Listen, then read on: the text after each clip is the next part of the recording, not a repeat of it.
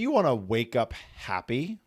I know I do. Well, then let's start off our day with something wonderful or hear a story about someone being marvelous. Let's make today Wonderlous. This is the show that gives you a daily dose of happy, uplifting, feel-good stories from around the world. Welcome to another episode of Wonderlous News. I'm Hoyt Christopher. Let's get right to it. All right. So our first segment is incredible. NFL player KJ Osborn saves man from a burning car. You heard it correctly. So this happened in Austin, Texas. And Minnesota Vikings wide receiver KJ Osborn helped rescue a man from his car that was on fire.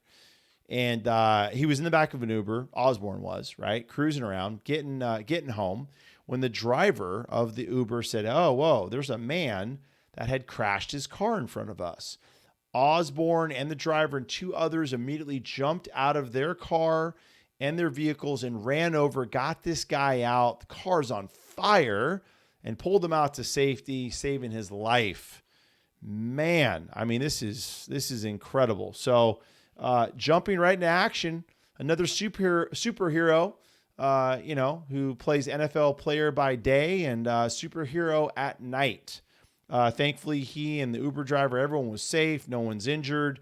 Everyone moved on their way. And the man is in the hospital. He's doing very well. And Osborn, our hero, says he is planning on going to visit him in the hospital very soon. I'm sure we'll get a story about that, but great story. Thank you to KJ Osborn for saving that man's life and being willing to jump into that fiery vehicle to grab that person out. Love it. All right, next segment. A neighborhood building filled with dogs caught on fire, and these coworkers sprang into action to save them all. This is great. So this is up in Seattle, Washington. There is a building, a dog, dog pet service sitting business.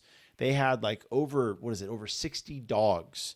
The place caught on fire, and the neighboring businesses and buildings, those coworkers jumped out of their offices and ran over and ended up helping all the dogs get out and be brought to safety. So the dog resort, which is a doggy daycare in Seattle's Lake City neighborhood, was saved by PSR mechanical racing employees, right? So there was a mechanical racing shop nearby, and they went and saved them, got the dogs out. There was a Mexican restaurant where the workers there, staff and so forth, ran out, got all 60 dogs out. And they said to see their faces once they saw their dogs, right? Okay, so that's the next part is, so then the owners saw the fire was happening on TV and about the rescue, and drove straight out, whoever could, to go pick up their dogs. And when they saw that their dogs were safe, these guys, everyone that saved these dogs, were so happy. And that those smiles of the owners made them feel great. There were a couple of us that even said that broke down and broke into tears and started crying just to know that. It makes me emotional. Just to know that, they did something heroic, and they saved not just the dogs, but think about not just saving all those dogs, but saving all of those owners, right? Those pet owners that look at their dogs as family. They saved their family. They saved their kids. So it was incredible. None of the dogs were harmed. No one else was harmed in the fire. Just the building itself. Sorry, building. I guess we'll have to rebuild you. Easier than rebuilding a dog or a person. So that brings us to our Wonderless moment of the day, brought to you by Rise by Shaman Angelina. She has an incredible site with handmade coastal jewelry, sea glass pendants. The link to her shop is on the description of our show, so check that out. And it's just, you got to check her stuff. It's incredible. I love her stuff. So this video is of ocean of icebergs. That's right, an ocean of icebergs with some cool music. So go ahead and let this bring you to a new place.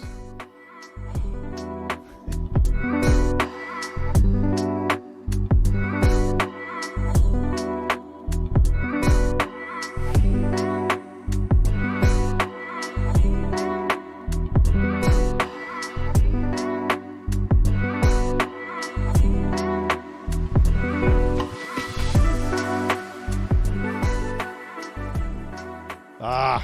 that stuff. Thank you, Rise by Shaman Angelina. Check out her store. It's incredible. You'll love her gifts, her items, her jewelry. It's all unique, all handmade.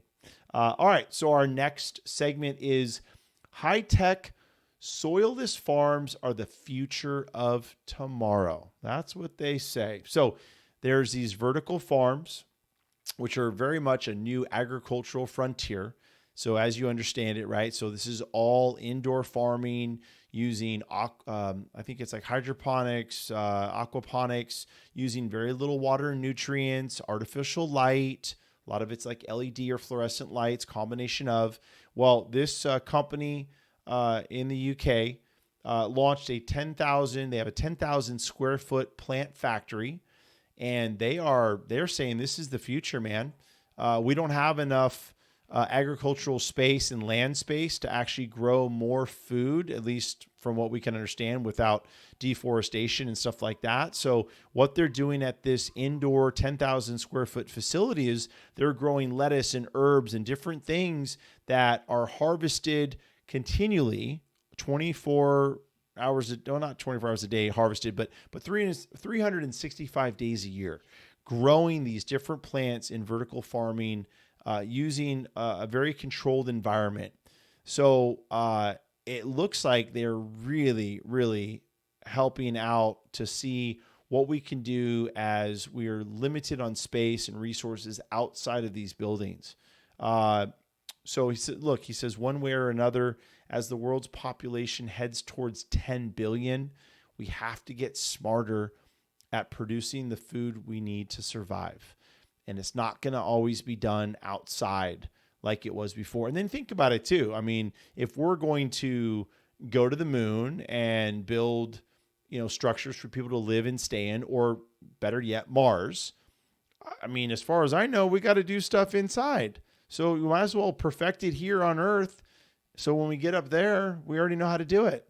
And look, I've done some indoor cultivation in my time, and I'll say that having a controlled environment in many ways is superior to outdoor.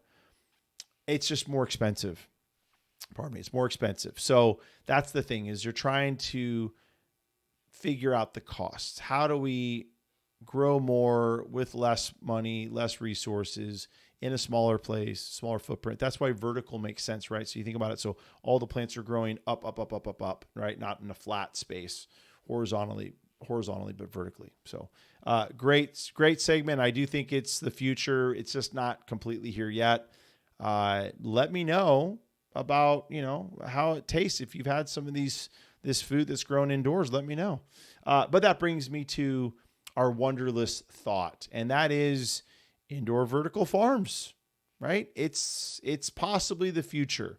What else can we do? What else can we grow and manufacture in the spaces we've built or are building? And when you think about it, one of the ways that I know is doing a lot of successful farming is in the cannabis industry. And they are growing in mixed light facilities. And what that means is they're massive greenhouses that utilize the sun as well as artificial light when certain levels of light are not coming through the canopy to hit the plants. So if it's a cloudy day, they'll use a combination of artificial light and still what comes through the clouds as a natural light. And those levels that they can gauge through different sensors inside the growing space, they can figure out how high up the lights inside need to be, right? So what maximum watts and so forth. And then also, when it's time, they can also close the canopy, and now it's sort of an indoor facility, and now they're only using artificial light, which in the case of the segment above, that was just all artificial. So there's ways to do this. We do have to think about doing this smarter, and you use less water in these situations as well, which, at least for California and places on the Pacific Northwest and so forth, I mean, this is, we have some water issues here, not lately, but in general. When you think about agriculture and time and space, utilizing this and growing these different herbs and plants all year round makes a lot of sense. And think about it. We got a lot of buildings that are being not used. Now, I don't know if an office building that's not being used would be a great place for a vertical farm. I have no idea. Probably not, but it could. Maybe someone out there is smart enough to figure that one out. But I do think that at some point, indoor farming is going to become more and more popular and more needed. So look out for those indoor vertical farms. In the meantime, if you have a feel-good, positive story that you want to share with us here at the show, please send it over. wonderlessnews@gmail.com. That's the email. Send it to me. Pictures, video, description, your name or not, and I'll read it here on the show and talk about it. In the meantime, thanks for watching and listening. This is Wonderless News. I'm Hoyt Christopher, and I will talk to you tomorrow.